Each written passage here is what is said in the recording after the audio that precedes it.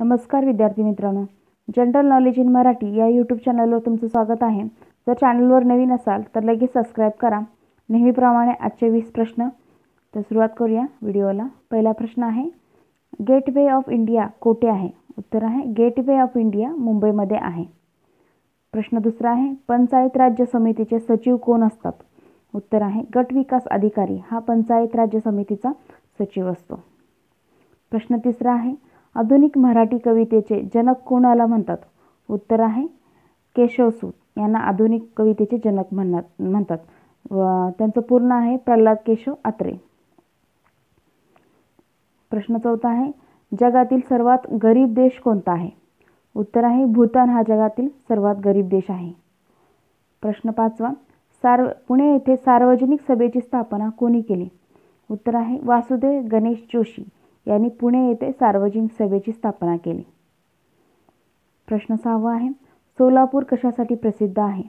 उत्तर आहे सोलापूर चादरीसाठी प्रसिद्ध आहे।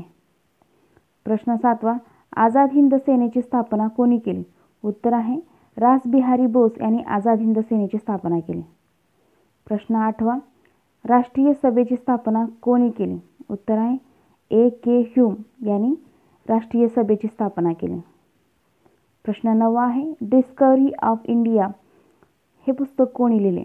उत्तर आहे पंडित जवाहरलाल नेहरू यांनी डिस्कव्हरी ऑफ इंडिया हे पुस्तक लिहिले।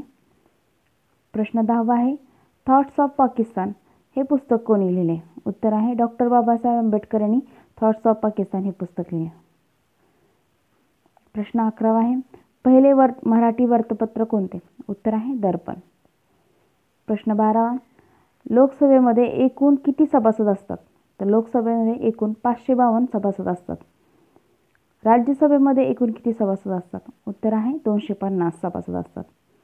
प्रश्न 14 आहे, राष्ट्रपतीला राज्यसभेमध्ये किती सभासद निवडण्याचा अधिकार असतो? उत्तर आहे 12।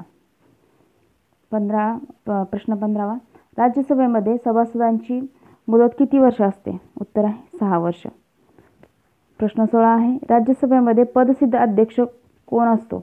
उत्तर आहे उपराष्ट्रपती हा राज्यसभेचा पदसिद्ध अध्यक्ष असतो। प्रश्न 17वा, महाराष्ट्रामधून राज्यसभेमध्ये किती सदस्य निवडले जातात? उत्तर आहे 19 महाराष्ट्रामधून निवडले जातात। प्रश्न 18वा, भारतात सर्वात मोठे अब्जाधीश गुंतवणूकदार कोण आहेत? तर उत्तर आहे राकेश झुनझुनवाला यांचं शेअर मार्केटमध्ये सगळ्यात जास्त गुंतवणूक। प्रश्न 19वा, अम्मा कॅन्टीन योजना कोणत्या राज्यामध्ये सुरू करण्यात आली? उत्तर आहे तमिळनाडू राज्यामध्ये अम्मा कॅन्टीन योजना सुरू करण्यात आहे। चॅनलवर नवीन असाल तर लगेच सबस्क्राइब करा। प्रश्न शेवटचा 20वा आहे, इंदिरा कॅन्टीन योजना कोणत्या राज्यामध्ये सुरू करण्यात आली? उत्तर आहे इंदिरा कॅन्टीन योजना कर्नाटक या राज्यामध्ये सुरू करण्यात आली। Thank you very much.